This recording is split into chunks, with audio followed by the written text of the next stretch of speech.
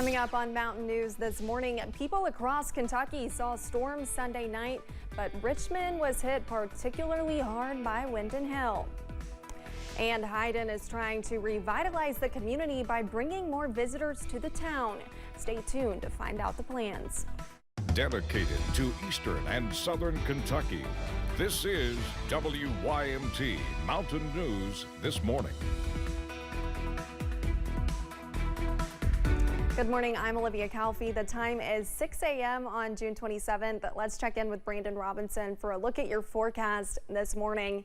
And we can obviously talk right now about some of that fog. Patchy fog. I saw it whenever I was on my way in. There was times I really couldn't see the road at all. Exactly. So people need to be careful as they get up and start heading to work. Slow it down, use those low beams, and taking a look at Buffalo Mountain, the overcast skies along with the fog as we take a look up there this morning are an issue. 63 at the airport here at Hazard. Again, not a whole lot of sunshine. I do think we'll see wow, let's get those words in the right order. Some sun at some point today. There we go. Get that right there this morning. And again, it's one of the situations where we're going to continue to watch some milder temperatures. 59 Clintwood, 60s across most of the area, although we've dropped below 70 there in Jacksboro. They're down to 68, followed by 67 Monticello. A lot of low to mid 60s out there this morning. So probably not too much of a jacket needed, but as you take a look at the rest of the day, we're going to see scattered chances for showers and storms pick back up as we head into the afternoon hours. Scattered is the key word to remember there. Partly to mostly cloudy skies, and again, some fog this morning gives way to upper 70s for daytime highs. We'll track out the rest of the forecast and head into the first weekend of July coming up here in just a few minutes. Olivia? All right, thank you, Brandon.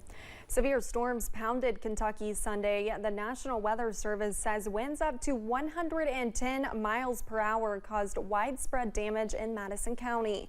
The city of Richmond was hit particularly hard by damaging winds and large hail. Jessica Umbro talked with two neighbors who were working on fixing up their homes that were left damaged by the storm. I'm pretty good with storms, but this one kind of got me. It was just really violent very quickly. Madison County was hit hard last night by high winds, rain, and golf ball-sized hail. The back of Madison Hills Christian Church in Richmond was even ripped off, spreading debris throughout the property. Many Richmond residents woke up to find their windows broken. You just hear the explosion of the windows blowing in, and you just jump up and do what you got to do. Including Brian Alderman, who also found his children's swing set knocked over entirely. So it had to be a really, really strong wind. It took 4 men to put that thing back up. Despite the storm just passing through, fixing and rebuilding is seen in all of the boarded up windows that are here on the street. Progress that is being helped along by the friendliness of neighbors. Everybody just kind of comes together and does what they need to do. Everybody was checking on everybody and just to make sure that everyone was okay. A positive symptom of an unfortunate situation. Clements is grateful for his community's ability to rally behind each other when it's needed most. Well, it was kind of good to, have a sense of community around here. Everybody was out, trying to help everyone get their boards up and get contractors out here. So it's good to know that, everyone around here wants to help and stuff like this happens. In Richmond, Jessica Umbro, WKYT.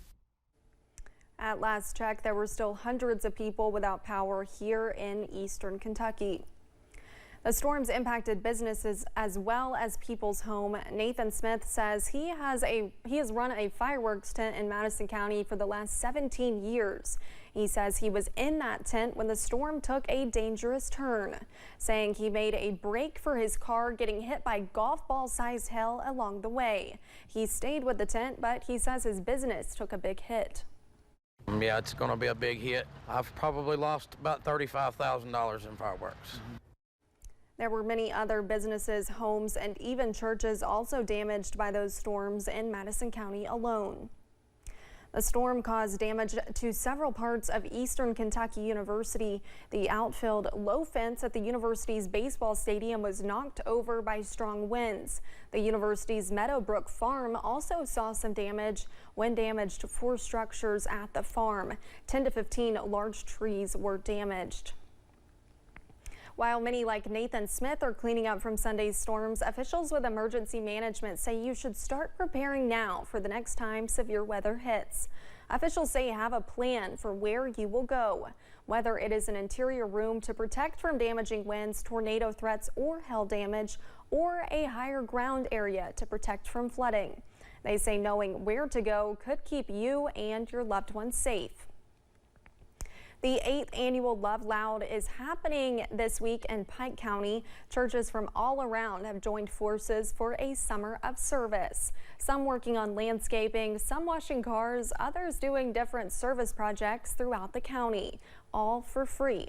The Pike Association of Southern Baptists organizes the event every year, and those involved say it is their way of living out their faith.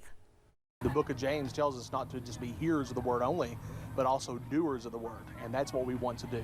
And so Jesus told us that the two great commands are to love God with everything in us and to love our neighbors ourselves, and that's exactly what we're doing today.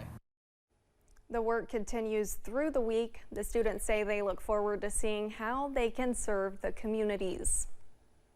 And community leaders in Haydn are talking about how they are making progress to usher in more economic development. This follows a few economic development announcements out of Leslie County earlier this year. Haydn Mayor Carol Joseph says a new mural is being installed downtown in the coming days. She adds the Haydn community hopes to welcome folks for live music performances at Haydn City Park in the upcoming weeks. I never really realized it before till I started doing it, how much that people enjoy that, especially the things you do with their children. It's when you do things for children, it's when the whole family appreciates it and gets involved, and they come out, you know, and I don't care if it's swinging at a piñata. We did that one time this year.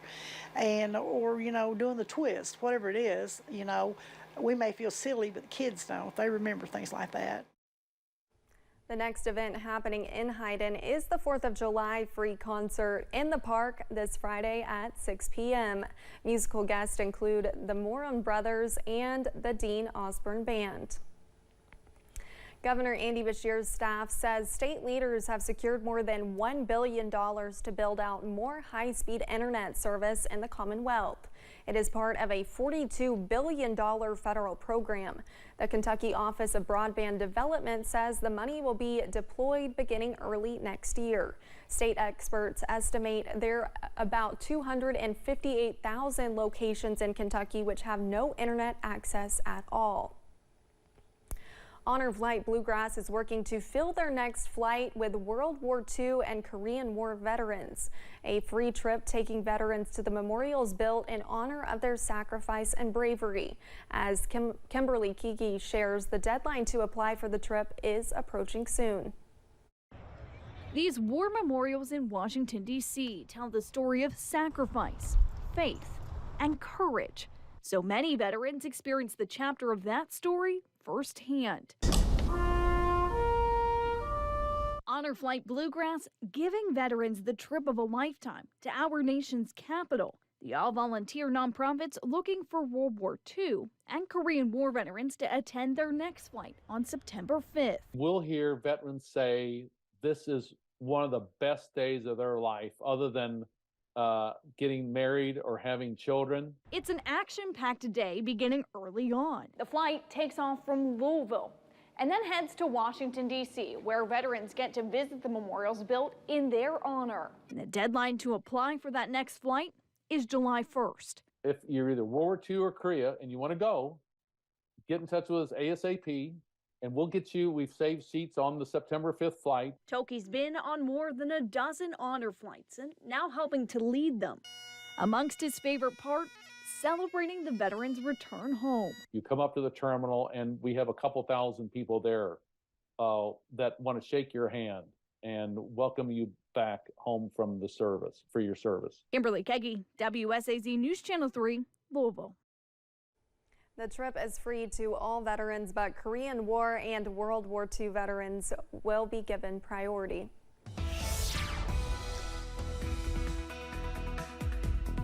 6:09 here on this Tuesday morning. We're looking at the Mountain Parkway along the Wolf-Powell County line up near Slade. A patchy fog up that way and some wet roads from overnight rain, but so far so good this morning. Not a lot of traffic out there to start your day.